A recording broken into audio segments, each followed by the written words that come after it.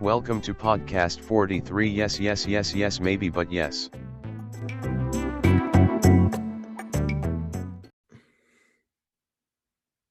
Okay. Hello, welcome back to podcast 43. My name is Fulton Collins, and I'm joined with Chris Borg, me, the very one and only. And how have you been doing, Fulton? Oh, I've been doing good. I can't really complain. I'm back from vacation. So ready to get back to work. Me and you have some exciting plans for the podcast, which we'll talk about at some point in the future. Right. Hitting the ground running. We're that's right. We're not gonna. It's not gonna be a podcast about movies anymore. It's gonna be a podcast about stop motion animation, actually, And Cheetos. And Cheetos. Yeah, and it's going to be called the Finger Licking Podcast, where me and Chris dig our hands into multiple different Cheetos and get the dust all on them. And the VODs will be stop motion. Yeah, it's an exciting time. We'd like to thank Frito-Lay for sponsoring us. And Pentatonics. Mm-hmm. But I guess we should get right into it and talk about Clint Eastwood's 1997 film Midnight in the Garden of Good and Evil. So, Fulton, what did you think about Midnight in the Garden of Good and Evil? I am kind of excited to talk about this movie because for people that may not know, I think we've talked about it briefly here and there on the podcast, but I am from Savannah, and Chris was also, he moved here when you were, how old were you when you moved here, Chris? 14. So I think it's safe to say that me and Chris have a pretty, we know Savannah pretty well. And this is a movie that I've always wanted to see because I swear to God, everywhere I go, I always see the DVDs in convenience stores around Savannah and all the tourist shops. I see the book next to the DVD. I can't tell you how many times I've seen the girl holding the kind of like the two cups and the checks and balances kind of thing. Bonaventure. Yeah. I've been to Bonaventure. I've been all around, and so I was actually really excited to see this because it is kind of one of those signature Savannah films. And so yeah, now I've seen it, and I want to express my thankfulness to Clint Eastwood for not doing us dirty. He never would. Yeah, and in ways that other films that were shot in Savannah didn't really do it justice, I don't feel like, because I know there was the I think like 2 Miley Cyrus movies that shot here, if I remember correctly. Well, there was that The Last Song. Yeah. And they also shot the Hannah they shot Hannah Montana movie here. I could be wrong. I could totally be wrong. I know for sure The Last Song was. And then Baywatch, of course. Beloved Zac Efron, The Rock flick. And that other people. SpongeBob 2, Sponge Out of Water. Was shot mainly on Tybee and I think on Broughton.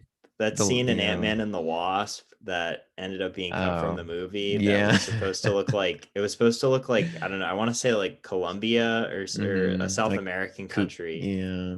But then it didn't even make the movie, which kind of sucked because I was pretty excited. They were here for a really long time shooting that scene too. It felt like.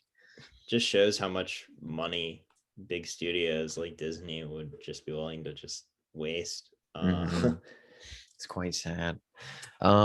So yeah, so to just wanted to express my thank you to Clint Eastwood.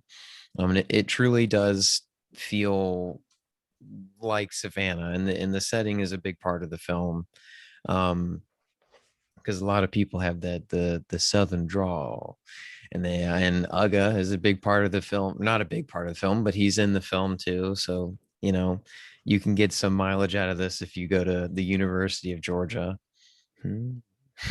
Yeah. Which both of us do. So, so me yeah. and Chris got even more mileage out of the film. But besides the, I just wanted to say that I love the kind of, well, I love the setting, but I do love the kind of vibe and atmosphere of the film in general. It doesn't feel like it's in a rush to get through its story. And it is 2 hours and 35 minutes long, so it is quite long. And I don't think, I'm undecided if I think it should be cut down, but I don't really know what you would cut out of it. I don't know if you had the same feeling. I could definitely see somebody that, well, I thought of it this way. Mhm. I was just really enamored with just looking at all the locations that I'm familiar with and like seeing Yeah. how they portray the city, that like the length of the film really didn't affect me too much. But I could see someone that like isn't familiar with Savannah, or all this is Mhm. foreign to them, that they would be like, all right, well, this is kind of a bit too long. It probably should be chopped down a little bit. Mhm. But I think it's fine in my Yeah. opinion, but I have clouded biases. Yeah. Um, Me too. um, well, I actually, to talk about, to kind of talk about what I wanted to discuss, I wanted to Mhm. start off with a sentence from, I have this, Cahiers de Cinema puts out, or has put out these like kind of nice books called Masters of Cinema, and then they do it on different like directors, kind of doing, what they like to do with like the whole autorial analysis of different people. And so in their book on Clint Eastwood, um, which is written by Bernard Bueno Liel, he says that in Midnight in the Garden of Good and Evil, the southern town of Savannah, secluded from the world, lives as an unreal community, miraculously sheltered from history's dramas. It is a strange potpourri of different eras, like the flowers in a hothouse or a miniature world in a bottle. Um, and As if Eastwood is offering here his own version of the story of Brigadoon and its legendary village, frozen throughout eternity except for one day each century.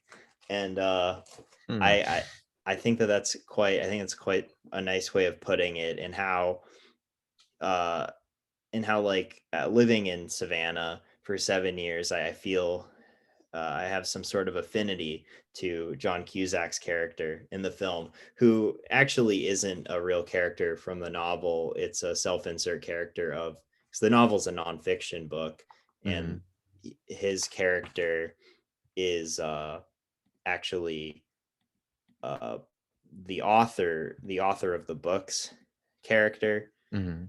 Like, so John Cusack's character is actually, who wrote the book? Why can't I remember? Uh, John burned it. Mhm. Burned. But anyways, I have that same affinity because I'm, somebody that moved here from Connecticut, and he moves there to write the story from New York, and like kind of just becomes kind of engrossed in this city that's just very unique and has just all this character, all these different like people in the film, like the guy that carries around a bottle of poison that actually, is a real person in Savannah, or and we'll get into Lady Chablis, Mhm. but another real life person from Savannah. Um, but yeah, it's like all the whole movie is like shrouded in mystery, even though that a pretty it's a procedural courtroom drama for the Mhm. most part. But like there's just like little bits and pieces of like this like mystery, or this like kind of paranormal aspect, Mhm. especially at the end, that I think most people that you talk to in the city would say has some merit, based on how much people do the ghost tours around here and Mhm. How often you everything. believe that, is Savannah one of the most haunted cities in all of America? Yeah, I don't know, has but a everyone says it. everybody has a everybody has a like a haunted story and like the buildings downtown, like it is quite fun. Yeah, for sure. I had a girl that I dated in high school. She worked at I don't know, one of the historic houses. I forget which one, but she was like, yeah, we have to tell the story about how there's like the ghost of like a dog in the building and stuff. So really grasping for straws there. Yeah. I remember, just a quick side note, I went to the Sorrel Weed House, which is, I think, one of Savannah's like prized tourist spots. And it's known for having a lot of people dying, you know, before it became a tourist attraction, but a lot of people dying and their ghosts still haunting it. And I never, I don't, I go back and forth on it whether or not I believe in ghosts, but I didn't really experience anything that was quite too shocking. But I think the idea is to get people on their toes, so when something happens, it just seems like it was a paranormal thing. Because they literally had a chair in the basement, and you would have to go sit on it and see if your shoulder would get touched by a ghost or something. It's all fun. It's theatrics, but Exactly. But to center back in on the film. Yeah, there's that one line from John Cusack's character where he calls his publisher when he's writing it, and he's like,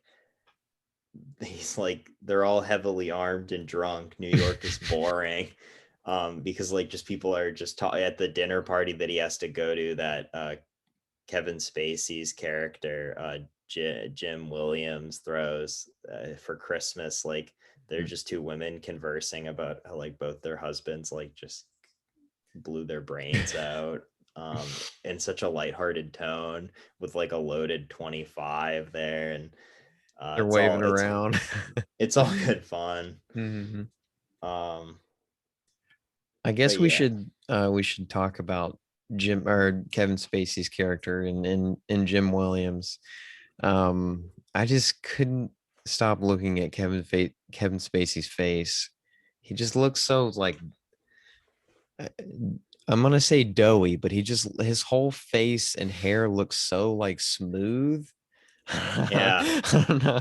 And like his mustache he's got a very nice mustache, but it feels like one of those videos on Instagram I'd see someone dip a spoon into, and it looks like a face, but then it turns into like cake or something. It was very weird, but I think it's a part of his character where he's kind of he's a charmer. Yeah, he's like one of those southern charmers. And he actually spent a while in Savannah, just like living here to like get the character down and stuff. And in fact, one of the movie theaters here, the Lucas, which was a theater from I think the 20s was when it was open, but it was very run down until they filmed this movie here, and Kevin Spacey like gave it money to revitalize it. But yeah, because I was wondering if they did their premiere in Savannah, because I know that the Lucas reopened officially in 2001, I want to say, which would have been, I mean, the timeline makes sense. But I was wondering if because I know they closed down in the 70s, I want to say, because the famous story goes they closed down after a showing of The Exorcist. That was their last showing ever. And I've worked there. And I love the Lucas. Please go, and it's closed down because of COVID, but when it opens back up, please go and see shows there. It's a very, very beautiful theater, and I loved working there. But the story goes that they, had they were showing I keep saying episode. They were showing The Exorcist, and it closed down right after that showing. So again, adds to the paranormal lineage of Savannah. Yeah, everybody, and it's a lot of the little things in this movie that I really appreciate and notice, that I think Clint Eastwood took a note of, which is impressive for someone not being here, from being from California. But like how everybody in this movie like they drink, they walk around town with like a drink in their hand, like when John Cusack's leaving a party, and Allison Eastwood's character, Mandy, she's like, oh, you can't leave, like she's like, you can't leave this party empty handed, and then she gives him a drink to go, and like everybody in Savannah just drinks in public while walking around because it's like completely legal there, or how slow people talk, like, and how everybody knows each other because it's such a small knit city. Like it's all very, very nice little minute details. No, I completely agree. And it makes it, the setting is a big personality of the film as well. And I do like how they kind of build a lot of the Savannah landmarks into the film without it really taking away from, I wouldn't say that they overshadow like the scenes that they are in. They're nicely built into the background of a lot of the scenes, like Minerva, which is would you call her like a voodoo witch? Yeah, I she's don't like know. she's like voodoo witch, I guess. Yeah. We see her early on, and she's sitting in Forsyth Park, and you can kind of see the big Forsyth Park fountain in the background. But she's kind of the main focus of the scene. I did want to ask you in the beginning when John Kelso meets the lawyer and Jim Williams as well. I forgot. They go and walk Jim Williams's dog. And there's a dude named Patrick. No, the dog's name is Patrick. There's a man that walks. An invisible dog. Yeah. Was he a native? Was that like a real thing that would happen in Savannah? I believe so. Okay. I was digging in. I have like a DVD of it, and it had like a bunch of special features on it of just like all different like little like information about the film. And like I saw the interview with like Lady Chablis and with the guy that had the poison bottle that would go into the diner, Cleary's. I saw that interview as well, and a few other people, but I did not see that. I don't think they did an interview with that guy, but Okay. I would like to think it is real. Are you ready to talk about Lady Chablis? Yeah. Yeah. So Lady Chablis is or the Lady Chablis is a she's a performer, a trans woman performer who it kind of helps with the murder, because the film is about Jim Williams, Kevin Spacey's character, shoots Jude Law's character, a young Jude Law, a young Jude Law named Billy Hansen. And it's surprise. I didn't really expect it to become a courtroom drama. I did not. But yeah, it's pretty much mostly. I thought it was going to become a thriller. Yeah, I thought that's the kind of the way it was going. But yeah, so it's about trying to prove Kevin Spacey's character's innocence, and Lady Chablis knows new Jude Law's character, and so she helps and testifies, and then she becomes friends with Kevin Spacey's character. I mean John Cusack's character, who originally comes to Savannah to write a 500-word little article for a magazine about a Christmas party that Kevin Spacey's character throws every year at the Mercer House, which is the house of which is a house built by songwriter Johnny Mercer's father. We'll get into that part too later. But then this murder happens, and he decides he wants to write a book, and that book ends up becoming Midnight in the Garden of Good and Evil in real life. But he's, like I said, he's the author of the book, but under a different pseudonym. And Lady Chablis is a real life person in Savannah. She performed at Club One, which is a gay club here in Savannah and was a big icon. And she passed away actually in 2016. And I remember when that happened because she was a pretty big deal in Savannah. She was definitely a legend, quite a character. And I think this movie and the book helped add to that as well. But she plays herself, and I think she does a really good job. She kind of steals the show Yeah. for me, and I'm not. There plenty of other people have said that, and I couldn't agree more. She's really Friend of the show, Cody Workman, actually said that. Okay, maybe it may have been from reading his review. Yeah. But I completely agree. I mean, she's so entertaining. She's witty and she's fun. I love the whole scene with where John Cusack comes to visit Lady Chablis, and she's like, "Well, I got a little wrapper. Do you want to unwrap my wrapper?" And he's like, "I do not want to unwrap your wrapper." He's like, "You Yeah. sure? I got a little piece of candy calling your name." Yeah. Or sorry, they are sure. And and I wasn't sure really if she was going to become a main character at first, because it seems like she will really only be used to get one specific piece of information. But I do Yeah. like the bond that kind of grows between her and John Cusack's character.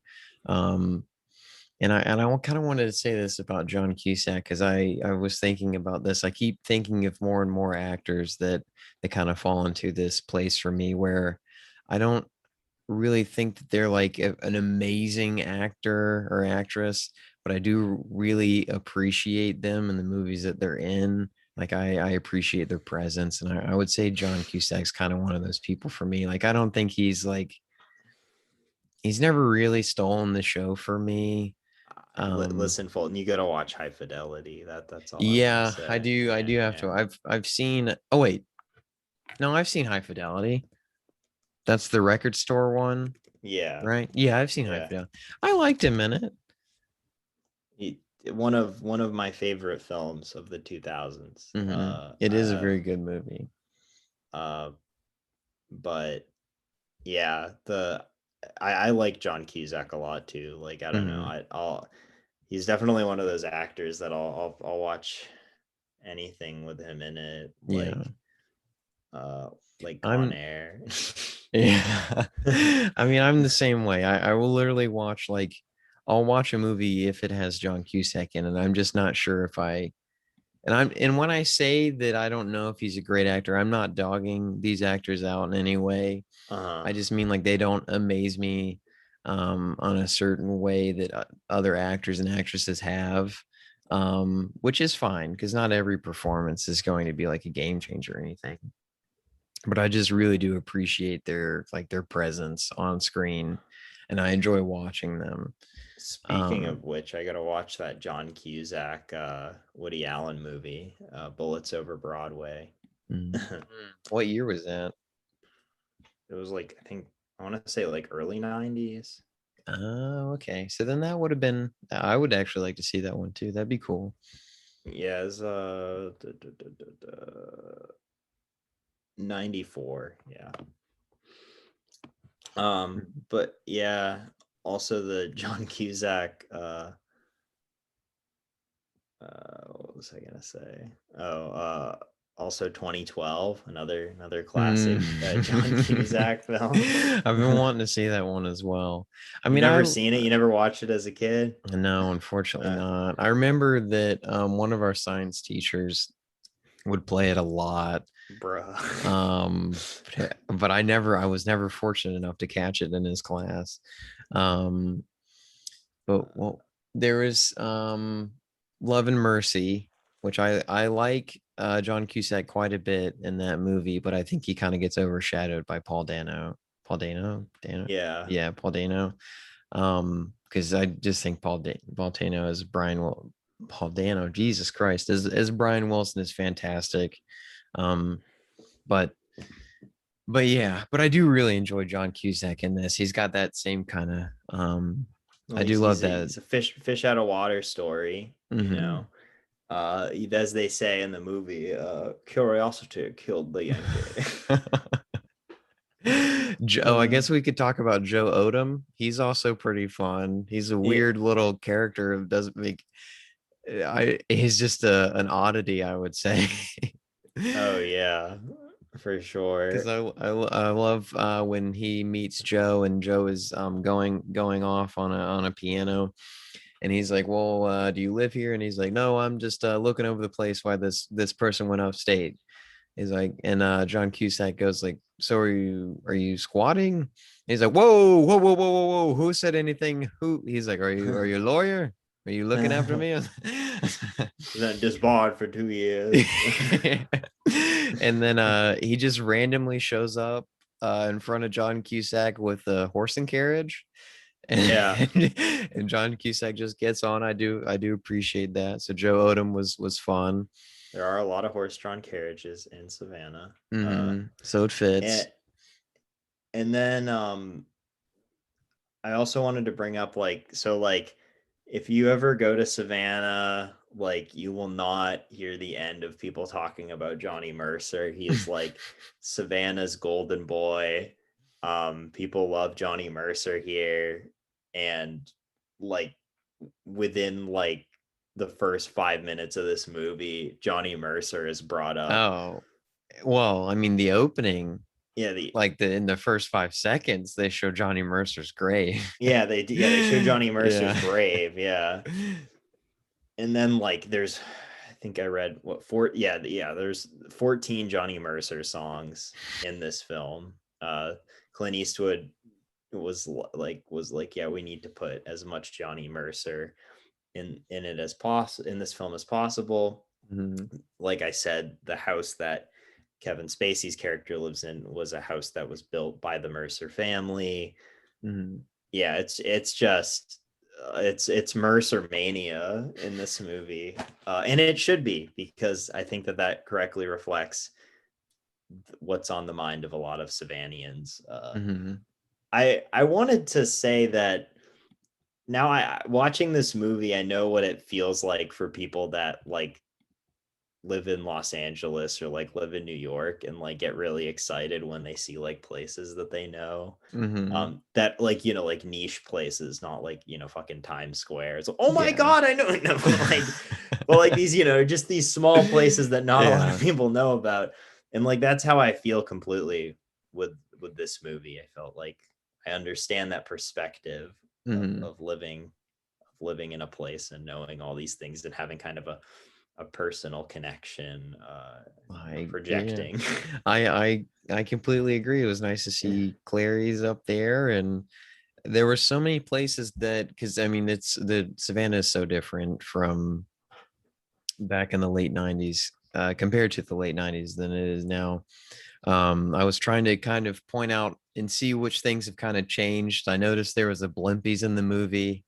Never in my life have I ever seen a Blimpies in Savannah. No Blimpies left. Yeah, which is unfortunate. But there, I was trying to, pinpoint the streets that they were on and trying to figure out, all that, which is pretty fun. And I completely agree, because that's what I was doing. That's what I was doing with SpongeBob too. As a kid, I was like, oh man, they shot it in Savannah, and the thing looks, I mean, it's not as setting as it is in this movie, and it just looks nothing like Savannah at all. It's a very much prettied up. It just looks like they put a set over all the streets, which is what it is. It's not that big of a deal. Yeah. But this film doesn't do that. It doesn't need to, and it doesn't want to. And that's what I really like, is how the city is really kind of its own character in this movie, and it's important it's important for it to take place in Savannah, because they shot pretty much all of it on location, and it's like you can't the way that Savannah is like kind of paramount to the story. You couldn't just go to, I don't know, like New Orleans or something and try to dress it up as Savannah, because of just how specific the landmarks are and all the places that they go. I do remember one of our friends actually telling me a few weeks ago, actually, that his dad was who lived on downtown and West Jones Street, which they actually mentioned in the film. He was trying to get some sleep one night, and there was just like a bright light that was shining through his window, and he was so mad. And then he walked out, and he told, they were filming the movie, and he was like, can you turn that light down, like I'm trying to get some sleep. And then no other than Clint Eastwood turned around and was like, oh, I'm so sorry. That's so that it sucks for the man that was woken up. That's so sweet of Clint Eastwood to be on it, To understand. yeah. Yeah. Remind me And to tell you a story related to this. I can't really say it on the podcast, okay. but remind me to tell you a story about the film. Just remind me. Sorry. I all right, I'll make sure. Yeah, but so I Well, guess I mean, like, all I want to mhm, say is that I think that I really appreciate it. I'm kind of a sucker for courtroom dramas too. mhm. I I like them a lot, and Do you often quote "You can't handle the truth" to everybody? I can be I can do that from memory. I'm a big Sorkin head. I love Yeah. Aaron Sorkin so much. And Also, I was kind of burned because I was really excited to watch The Conjuring 3, The Devil Made Me Do It, because I thought it was going to be a courtroom drama where the Mm, defense was the devil made me kill somebody. But they do that, like, they talk about it like once, and then they don't do any of that. And I was very mad. And so I think this also made this made I was happy to mhm, coincidentally stumble upon a courtroom drama after expecting to watch one. mhm. So yeah. Well, the one more thing I kind of wanted to poke on, or to kind of talk about, I should say, um, with everything that has come out against Kevin Spacey in the past few years, some of these lines are, oh, they're pretty uncomfortable coming from a man of these allegations and these unfortunate stories of how he's treated other people. He was just so good at playing villains in movies. Yeah, I mean, you really, yeah. So just be prepared for that. There's some pretty, funny lines and stuff like that. But that's really the last thing I wanted to say.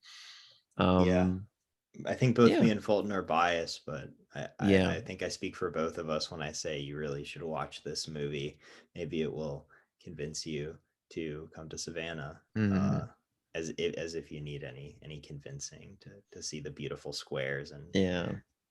and nice scenery and Spanish moss. But yeah, It's a weird little place, but it feels weird calling it little. It doesn't feel yeah. very little, not anymore, Well, at least I mean, now, but I feel like it feels little in the fact that, like, everybody, like I said, like, everybody kind of knows each other, and it's mhm. very tight knit. And Yeah. they talk about, like, how it's kind of like a city of, like, dead legends and stuff, and everybody is like dead. I like thinking about that. Next time I'm there, I'll chew on that while I'm walking around and looking at Mhm. memorials and stuff. Like Johnny Mercer, a dead Yeah. legend, Yeah, or now well, Lady Chablis, mhm. sadly. I feel like we should have a statue of her. Yeah, they should make I a feel like statue of her. Yeah, I feel like that's got to be in the works somewhere. I don't Mm. know. I mean, they still have that memorial of her. If you drive by Club One, they still have the photo of her, and it's like in That's memory of nice. Lady Yeah. Chablis. Yeah, That's sweet. Yeah, so I guess, yeah, no, I completely agree with you, Chris. I do highly recommend this movie. yeah, Yeah, great acting pretty much all around, and you know, it's a good movie. it is. It is a good I don't think movie. I have too much that I really wanted to say about it, but yeah. No. So I guess, are we ready to take our ad break real quick? Yeah, we can do that. All right. All right, and we are back. All right. Yeah. Okay. And so, hopping into the news, we have the trailers. So we have Neil Blomkamp's new movie, Demonic, which we currently have a teaser for, but it'll be out on August 20th. It'll be released in theaters and video on demand on the same day. The next film that we have is a Hugh Jackman detective thriller, kind of sci-fi near future movie called Remnants. Sorry, I'm tripping over my words hard today. This will also be out on the same day, August 20th, and it'll be in theaters and HBO Max on the same day. So that one looks pretty fun. I'm kind of looking forward to that one. And the same thing with Demonic as well. And then the next movie that we have is America the Motion Picture, which is an animated retelling of the American Revolution, which is being produced by Chris Miller and Phil Lord. And it'll be out on June 30th on Netflix. This one has a very stacked cast: Andy Samberg, Channing Tatum, Patton Oswalt, I believe, and a few more. So hopping into the news, Robert Rodriguez has added Ben Affleck and Alice Braga to Hypnotic, yeah, sorry. Which is currently being written, or no, I think it has been written, and Robert Rodriguez is putting his finishing touches on the script. But it was written by Max Borenstein. The next thing we have Thor 4, which is also called Love and Thunder, has wrapped filming. That's expected to be out in theaters on February 11th, 2022, if there are no delays to that. Speaking of principal photography, Indiana Jones 5 will begin filming next week in the United Kingdom. So we've talked about that one countless times, I feel like. But yeah, so it's finally starting filming. And I do think it's kind of funny. Some news outlet posted it. I don't remember which one it was, so I feel bad that I can't give full credit. But apparently, Harrison Ford will be 90 by the time Indiana Jones 5 comes out. So he's, I just find that to be funny. And God. yeah, he's getting up there. But I still find it impressive that he still is working and everything. Michael B. Jordan is eyeing Jonathan Majors to play opposite him in Creed 3. So it's looking like Jonathan Myers will be taking the boxer nemesis role in Creed 3. Noah Baumbach has casted Adam Driver, Jodie Turner Smith, and Greta Gerwig in White Noise, which will be a part of his Netflix contract. So that'll be his next film. Damien Chazelle is also working on his next film, and he has added Flea, Samara Weaving, Brad Pitt, Margot Robbie, and etc. To his movie called Babylon, which will be apparently it'll be another Hollywood film, and it'll be set during the transition between silent to talkie films. So that'll be interesting. Donnie Yen, who is the star of the IP Man franchise, is joining John Wick 4. So that's kind of exciting. I believe somewhere it may have changed, or it may have been a rumor, but apparently Donnie Yen will be a friend of John Wick. So it'll be kind of fun and interesting to see if they have like a duo fight scene or anything like that. Andy Muschietti has teased a bloody. So he went to Instagram and posted a photo of a bloody Michael Keaton Batman suit, which is just the classic like 80s Batman suit. So I believe principal photography is underway. We may have talked about that a while back ago. I'm having trouble remembering. Yeah. Yeah. I think we did, yeah. Yeah, I know we talked about this last week, but I can't remember if we said if it was. I think we called it A Quiet Place Part 3, which may have been an error on my part. But Jeff Nichols is working on A Quiet Place spinoff, which will be out in 2023. So just to give further clarification and to fix any discrepancies that I may have put out, because I really can't recall. I want to say I called it A Quiet Place Part 3. And then furthermore, if I can talk right today, we have a film called Emergency Contact, which is currently being produced by The Rock and by most of the Rock's team, because it seems like a lot of the producers on Black Adam are also producing this movie. Um, and they've officially casted.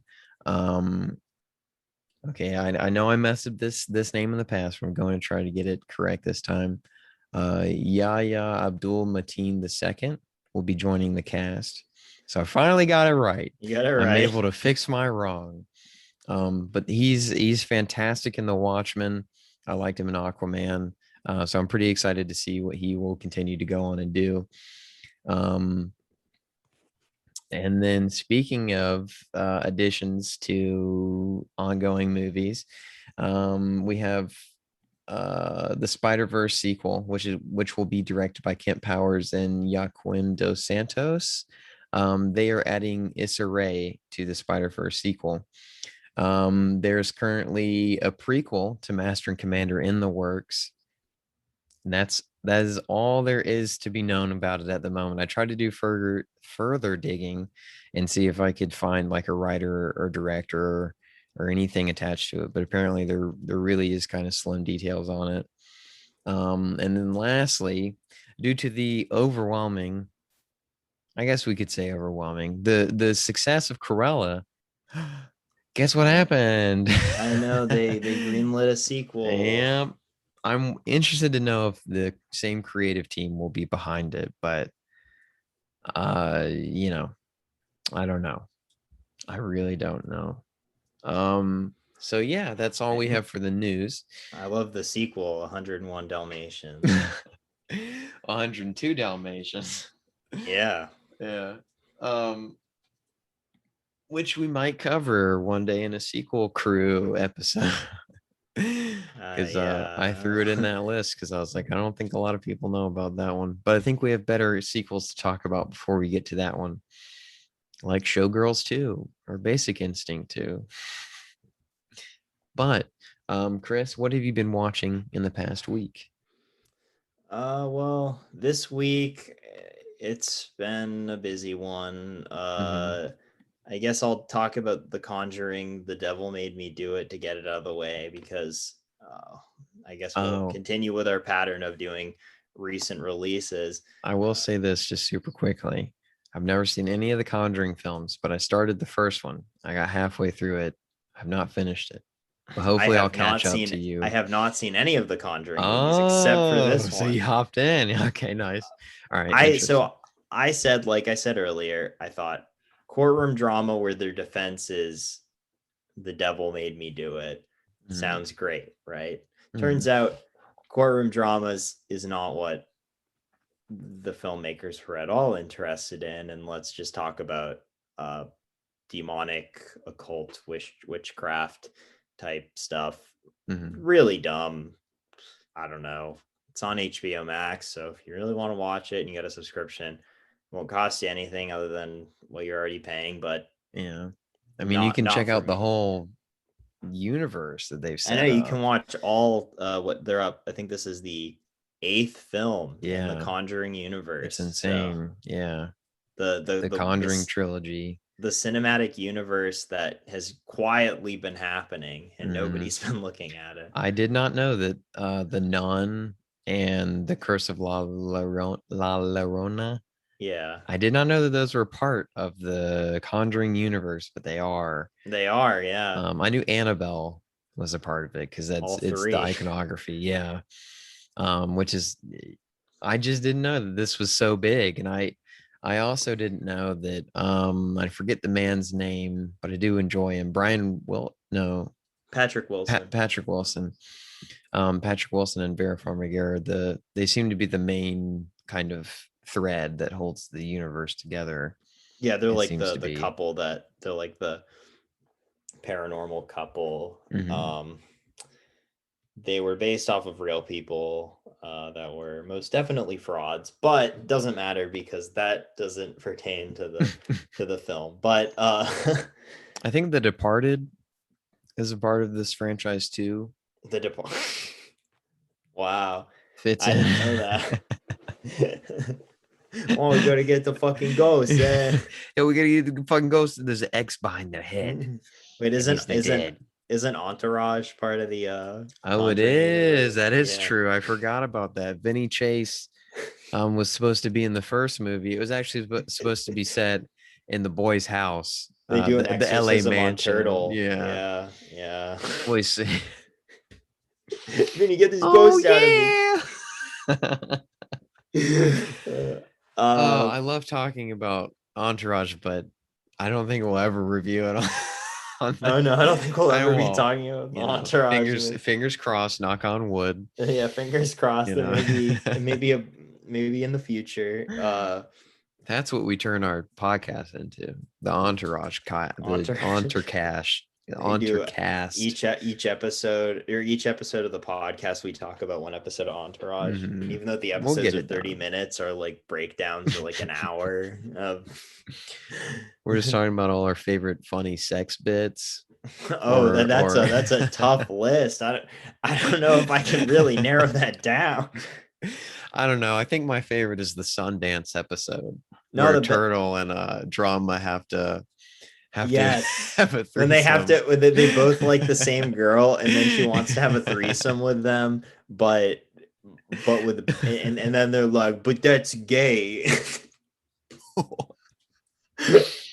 The thing that I love about Entourage is that the sexual politics are so they're so ahead of their time. Really. Yeah, they're so advanced. But to get back onto Entourage, The Devil Made Me Do It. Yeah,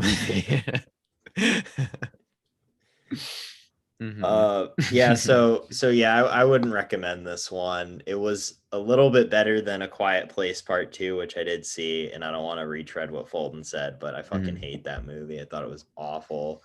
And I don't know why people like these movies so much. They're just so whatever. I find it funny that The Conjuring did even better than A Quiet Place has already done. Really? It has beat out A Quiet Place. I don't know if in terms of like total domestic gross, but like I think in like the current weekend box office, it has soared above Cruella and A Quiet Place Part 2. I would doubt that overall, though, because I doubt overall because it's an R-rated movie. Yeah, yeah. But impressive. I do want to ask you. Mm-hmm. Did you go beyond the sea when you heard that scene? What was your take on that? I want to know what your thoughts were when you saw that, or had I been ingrained too much in the back of your head when you had watched it? I mean, yeah, I was just thinking about you the whole time, but yeah, I was just like, this is really dumb. And then I felt like the whole movie, it just never, it felt like it like never like fully picks up. Like it feels like it's like in the, like, it's like going places and then like, oh, we have to focus on building this tension. And then it's like going to another place, but I never felt like there was any type of forward momentum, which is weird because they do have a goal in the movie, but it felt like over as soon as it begun, and like not in a good way. I was just like, oh, it's done.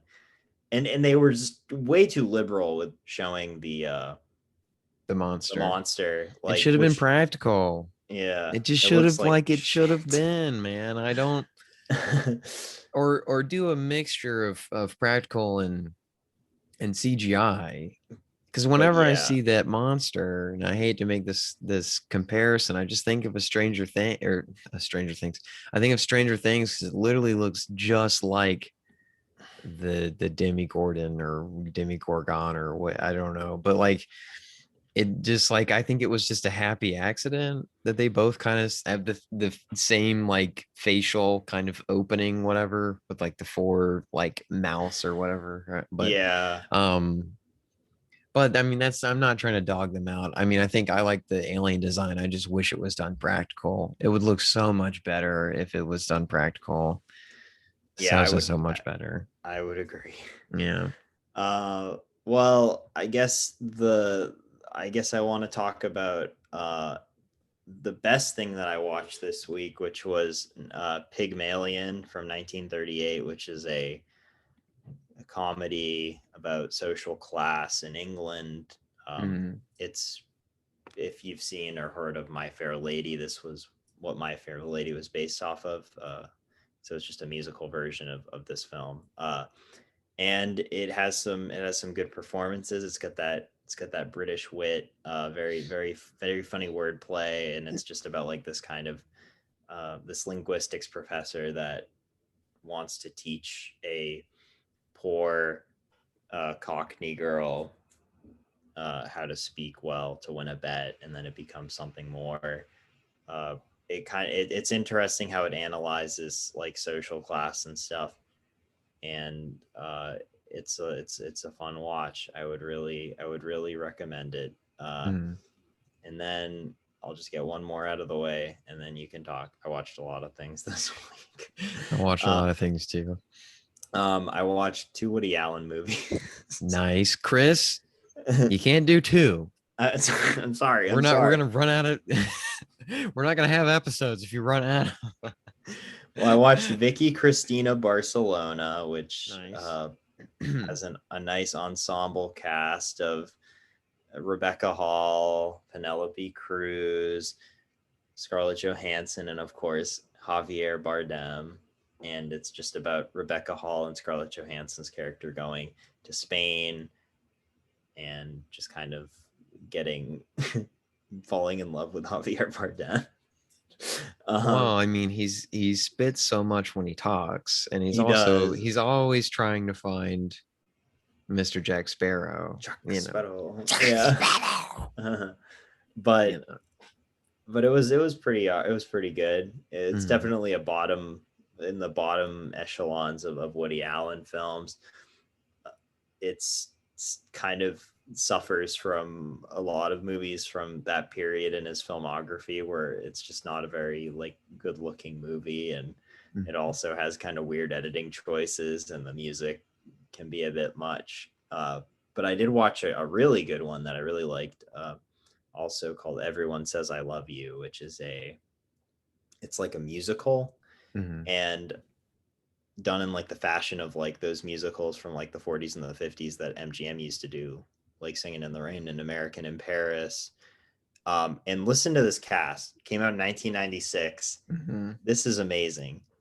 Julia Roberts, Drew Barrymore, Goldie Hawn, Natasha Lyonne, Edward Norton, Natalie Portman, Tim Roth, Billy Crudup. Damn. I know, it's stacked. Wow. Because I mean, well, you sold me on the musical thing, but that's a pretty good cast too. I've never seen a young Billy Crudup movie, I don't think. He looks very different in this movie. I kind of only know 4 years before Almost Famous, but I've never seen Almost Famous, unfortunately. It's been on my list for forever. Yeah, it's good. I don't know if it would be as good to you now, but like when you're 15, it's like the best thing in the world. But Donnie Darko of rock music biopics. Of fake rock music biopics. Yeah, that is true. But I think that the music is pretty nice. All the people that sing in it, usually aren't singers, so they can be a little bit off tune sometimes, but you kind of accept it. He plays around with it. A nice little homage to those musicals. And I've brought this up before, but I really don't like more contemporary musicals. But I do love the old ones of old Hollywood golden age stuff. So yeah. So what did you watch? Oh boy, I watched a lot. But firstly, I want to get Fast and the Furious 6 out of the way. I don't think I did Fast 5 justice. I've had more time for it to sit, and at the time when we recorded last week, I didn't think I had really too much to add on to it, other than things that I had previously enjoyed about the Fast and 5 franchise. But I really do find it to be, so far throughout the first 6, the perfect mixture of everything that you would want in a Fast and Furious movie. It's got all the drama right, all the actions right, all the stunts are, I mean, all they do mainly, I think all the stunts in the film are shot practically, which I love as well. And it's shot on film. And to my knowledge, it is the last Fast and the Furious film shot on actual like film. And I'm going to use that as a segue because you can really feel it in Fast and the Furious 6. I feel like it. I'm not really too big a fan of the cinematography of Fast and the Furious 6. I just don't find that it looks as pretty as the ones that came before it. Which me and Chris have talked ad nauseum about just shooting things on film. And I know it, I think your film literally gets a few more points because it's shot on film to me, because I just find it to be so pretty and it's so nice to look at, even when the maybe like the cinematography isn't as engaging, because you can really feel it in those colors. And especially with Fast and the Furious, where like Fast and the Furious 6 doesn't seem as colorful. And I think this film, I don't think that it's necessarily a bad film, but I do find it to be one of the weaker Fast and the Furious films, only because it's sandwiched between 5 and 7. And it really feels like a part 1 that just kind of is always building up to 7. And it also feels weird because it feels like the ending of the franchise as well.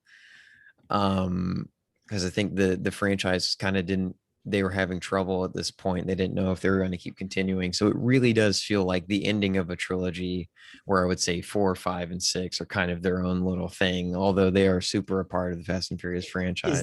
Is that the one where they get a bomb mailed to their, where Dom gets a bomb mailed to his house when they're having the cookout? I think that's the next one. Okay, sorry. No, you're fine. The whole time when I was watching this with, because I watched it with a group of friends on vacation, everyone thought that this was going to be Fast and the Furious 7, that it was going to be the one with Shaw, and they're technically not wrong, because they have to fight Shaw's younger brother. That's right. Yeah. But the core of this film is the whole Letty and Dom kind of subplot, with Letty not remembering everything, and I think it's done in a really nice way. Like I do like the movie. I just think it's sandwiched between two films that are just a little bit better than it. I love the fact so much that Han always talks about going to Tokyo in all these movies. So you can tell they didn't really figure out how to put him in Tokyo until this movie.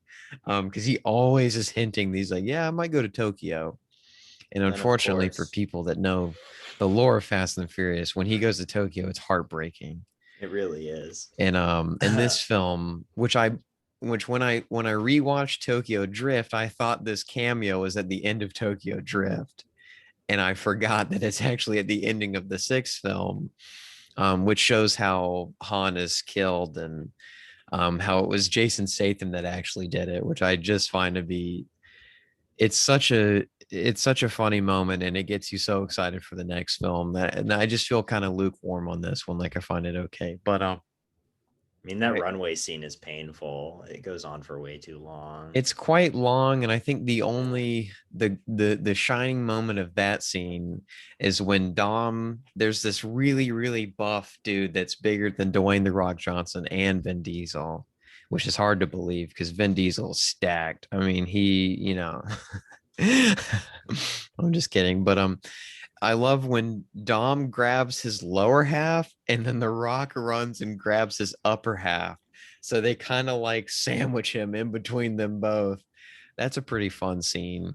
Another fun scene is the tank highway scene. I think that's also a really fun scene. And you see Letty is like free falling, and Dom jumps and grabs her, and they fly over this gap in these bridge and between these two bridges, and they land on a car. That's another fun little scene too as well. But I watched a lot. But to talk about a more recent kind of thing that just came out, I was going to talk about Bo Burnham, his new comedy special on Netflix, Inside,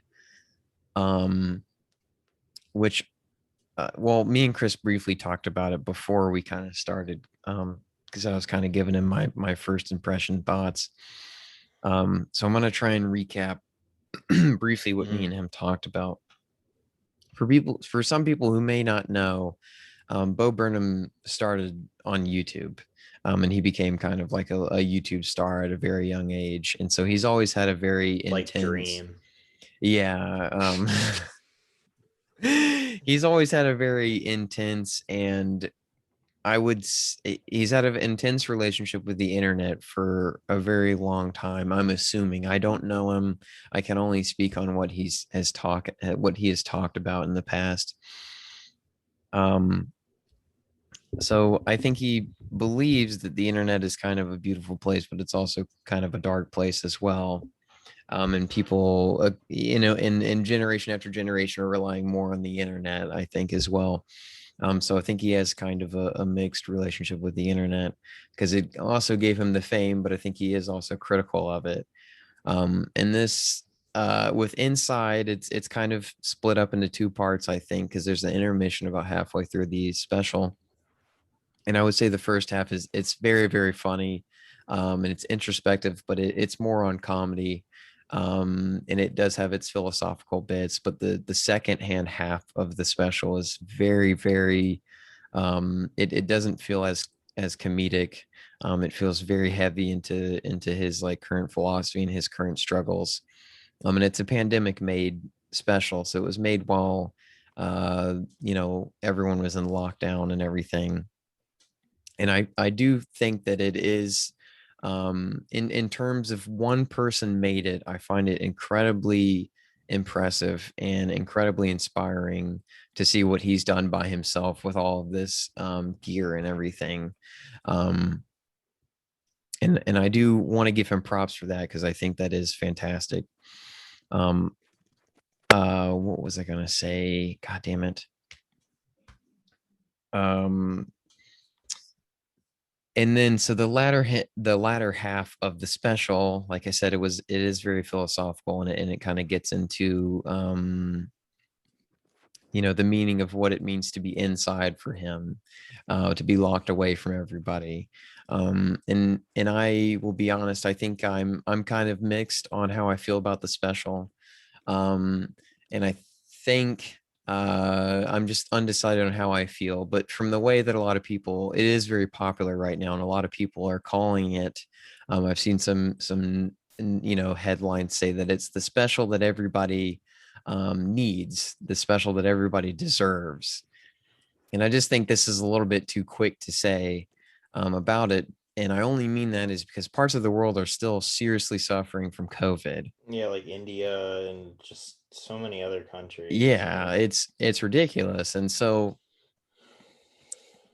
to me, after all this pain and suffering, which the special very clearly does a fantastic job of encapsulating. I think that I was telling Chris this earlier. I think that in 10, 20 years time, people are going to look at this as, or I mean, who knows? Like, I'm speaking just what I think. But I think people will look back at this as a capsule of what people were feeling during their COVID lockdown. There's a lot of pain and suffering and comedy, and it all does kind of blend together in a way that sometimes maybe the pain overtakes the comedy in certain ways, but it's still insightful. So I think people are going to look back at this 10, 20 years time. And so but what I was saying is it, I don't know if we can really call it the thing that we deserve and the thing that we need right now, because after all this pain and suffering, I don't know if people want to instantly go back into more pain and suffering. And so you can kind of take that two ways, is that no, you would rather watch something happy, or you could use this film to reflect on your own experiences and kind of broaden kind of your emotions at the time. So I find it very interesting. I just don't know personally how I feel about it. But just to rattle off a few more things, I rewatched Teenage Mutant Ninja Turtles. It's a childhood favorite of mine, but I really wanted to show a buddy, friend of the show, Andrew. I really wanted to show him it. Never seen it before? No, he had never seen it, but I felt like it would be a perfect film for him because, Splinter, and Splinter's very funny because he's all a puppet, which it's impressive, and it was done by Jim Henson, I believe.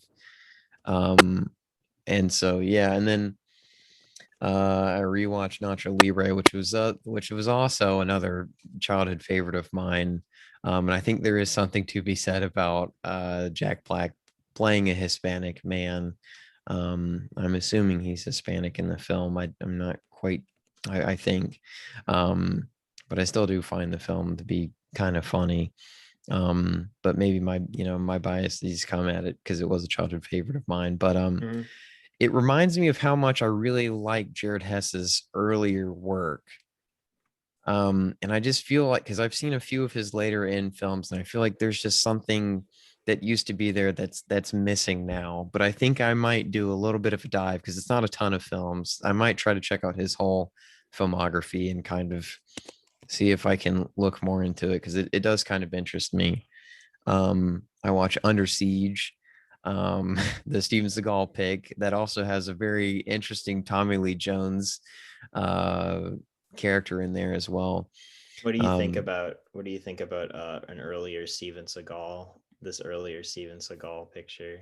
It's still, I would say, if you're going to it for a Steven Seagal movie, it pretty much gives you what you want. But I will say the first hour is kind of um the first hour probably isn't what you want, because just to let people know, the plot goes that it's got Gary Busey in it as well, and Gary Busey cross dresses, and it's very interesting. um but Wow. Steven Seagal, which is the cook, but he's a cook that has been especially signed to be the cook by the captain. And so the whole time, like the villains of it, they're like, he's just a cook, he's just a cook. And everyone keeps saying that he's a cook. And even Steven Seagal is like, he's like, hey man, I'm just a good cook. I'm not doing my Steven Seagal voice justice. I'm struggling to do it right now.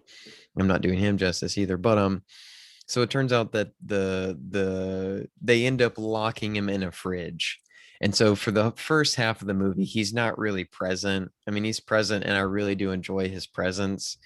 But the second half of the film I found to be way more entertaining and engaging because he's more of an active force within the film.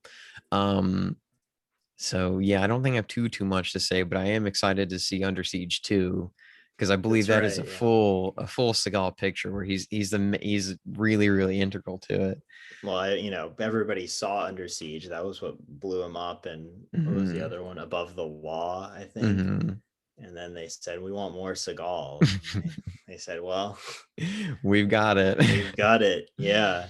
I also watched Masters of the Universe, which has Dolph Lundgren, or young Courtney Cox, which I didn't know she was in that. I don't really have too much to say about this one other than they should have totally used they should have overdubbed Skeletor with the actor who did the show, or done a Skeletor voice, because it's real like that was the thing I was most excited to see, like Skeletor come to like live action. And you don't get any of, I mean, he comes to live action, but he's not nearly as fun as I think he would be in the show. I've only heard his voice in like small clips, or never really watched the show. Um, Okay. so I also watched Jennifer's Body. And Uh, have you seen Jennifer's Body? yeah, I have. I don't really like it too much. I will be honest, I was impressed by it.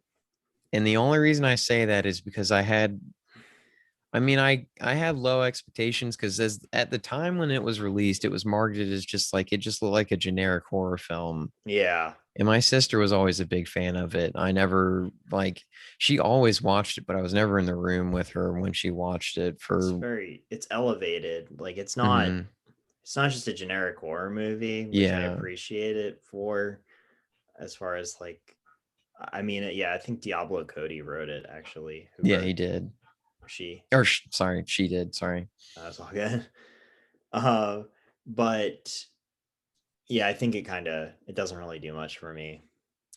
Yeah, it's um well, I just really enjoyed the cinematography. I'll be honest. I thought the film like looked good, and I was quite Mhm. surprised to see I forget what the name for the shot is, but like when someone's face is kind of like superimposed on one side of the screen, and you can hear like something happening in the background, and you kind of see it, in their Yeah, background as yeah. well. Always, and there's like a blurry section of the shot in the middle of it to kind of like distance both parts of the shot. When I saw that, I was like, wow, I did not expect to see like like a I've seen it in a lot of 70s film. I don't know when the shot became popular, but yeah, it just reminded me of that. And so yeah, I liked all the acting. I thought Megan Fox was good. I thought Amanda Seyfried. yeah, Amanda Seyfried was good. I've always really enjoyed her. And then there's the dude that plays Chip. I thought he was fun too. Yeah, I What don't think I about have the what too about the? much. I think the thing that stood out to me the most was the shitty emo band, like Low I Shoulder or whatever. Yeah, I thought that was very fun. Because I was like at first I was like, oh shit, is there like gonna be a rape scene or something? And then it kind of it subverted my expectation. I did not expect it to be a film about like um a group sacrificing a woman to get their fame. I thought that was an interesting kind of turn. Um and I felt like it didn't take itself too seriously, so it's a pretty fun, entertaining watch. Um, it's not as gory as I was expecting it to be either. I was expecting it to be a lot more. Um, I don't know. I don't. Yeah. Um, but lastly, the thing that I really wanted to talk to you about was Mars Attacks. Uh, So I think me and you might sit yeah. on opposite sides on our feelings about this movie, but I'm interested to hear what your take is on it. It's just too it's a bloated mess. I don't know. Mm-hmm. I don't think that the Martians look dumb, like because they're CG. Yeah, and like I mean it's got a stacked cast. I will say that it's got like Jack Nicholson, Danny DeVito, Two Martin roles. Short. Yeah, two. Yeah. Sarah Jessica Parker in a very disturbing role. Yeah, she's got a weird role. Michael J. But Fox, yeah, in all honesty, I just Jack Black. Sorry. it was one of the it was some with the it was one of the first movies that I ever watched with my with some good friends that I met when I first when I was a freshman in college, and Hmm. we and I don't know, we just both we all of us just didn't really like it.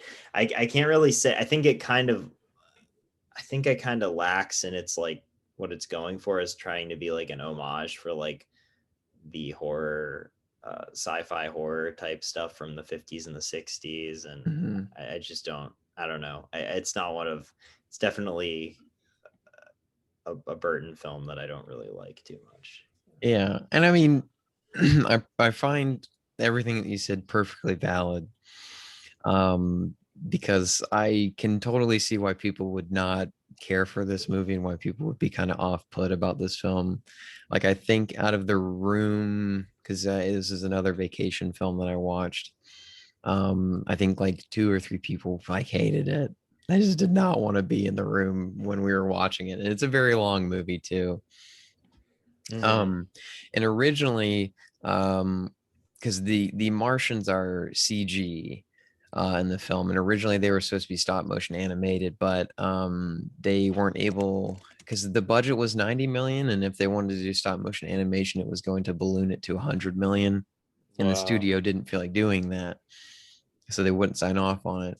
So the CG was purposely designed to look like stop motion animation, which I go back and forth on I see where they were going and I get it, but I don't know if it completely felt like stop motion animation to me, but mainly I think that's because, like, if I remember correctly, the environments are CG. I could be wrong, I don't know, but yeah, no, I don't know. I saw, I know a lot of, I feel like I've heard a lot of people in the film club, the UGA film club community, talk about appreciating a film for a vibe and not necessarily like, um, and I also saw a tweet somewhere, and I wish I could give credit to the person that said it, but they were like, sometimes you can just appreciate movies They don't have to be a great, they don't have to have great character and great stories, but Of course, yeah. sometimes they have a good vibe to them. And I think this is a film that I kind of really like the vibe and the atmosphere of it. And it doesn't do a lot. Like, I don't think that it's a very I don't think it's a very pushing film, but I kind of just really like watching it. I think a lot of criticism is too focused on that, like characters, story, like that doesn't need to matter. So that's completely valid. I do think that like Gremlins does a better job than Mars Attacks, and I feel I've like never seen Gremlins yet. I haven't seen Gremlins yet. Because you get the practical effect, you got the goofy monsters doing crazy shit. Yeah, I don't know. The comedy's better in Gremlins. So yeah. But I'm happy that you liked it. Yeah. But yeah, it's different. It definitely feels like a Tim Burton movie. Yeah, a globe trotting. No, it's mainly just America. Now I think about it, but I guess a universe trotting because it takes place in space too a little bit. Yeah, that's really it on me though. I guess the last thing that I want to talk about is Rubber, which I remember in high school people would talk about this movie and they'd say like, oh, it's so crazy, it's about a tire that kills people, isn't that wild? Because it was just one of those things that would always sit on Netflix. It was kind of out there and I never really cared about it until I found out about the director, and I watched his movie a few weeks ago, Deerskin, and loved it, and I've just been like looking more into him. And he's a very, very unique filmmaker, and dare I even say one of my favorite filmmakers currently working under 50. He seems to have a very unique vision, and as someone that tends to idolize people that are on the much older side that sadly are past their prime or are like Paul Schrader. I wouldn't say Paul Schrader's past his prime, but you get the point. Paul Schrader, Clint Eastwood, Francis Ford Coppola, all these people are Brian De Palma. All these people are very old. I feel like young talent is kind of hard to come by right now, and I see him as kind of this shining beacon of light. And so yes, it is about a killer tire, but it's kind of self-aware about it, and I find the special effects to be quite nice, and especially the Foley with how the tire kills people with telekinesis, and then it's got head explosions that reminded me of the opening of David Cronenberg's Scanners, but better. I think that Cronenberg would be quite jealous by Quentin Dupier's effects usage in this film. So it's not anything amazing, but if you're watching it and looking at him as an auteur and kind of like and how it kind of laid the foundation for like what he'd later go on to make, and kind of his absurdist type of humor with kind of a blend of horror and comedy, I think it's definitely an important part of that, because it was kind of the thing that put him on the map. So he also makes music. He makes French house music, and I've been listening to that too. It's pretty good. Nice. Yeah, it sounds up my alley. Yeah, for sure. He also Eric Wareheim's in a few of his movies as well, actually, and he has a new one coming out in July with Adele Exarchopoulos. I forget how to pronounce her name, but she was in Blue is the Warmest Color, and I'm very excited. So yeah, that's pretty much all the things that I watched. I mean, there's other things, but like, we don't have all day. But all right, so next week, Fulton, what are we doing? We are looking at the work of Todd Haynes, and specifically looking at Carol and Velvet Goldmine, which stars Ewan McGregor. So to celebrate Pride Month, we thought we would pick a movie by an LGBTQ member, as in Todd Haynes, and this also kind of these two films kind of explore the experiences of that community as well. So Yeah, so we're but pretty excited. yeah, I've been meaning to rewatch Carol. It's definitely one of the best films of that year, 2015. So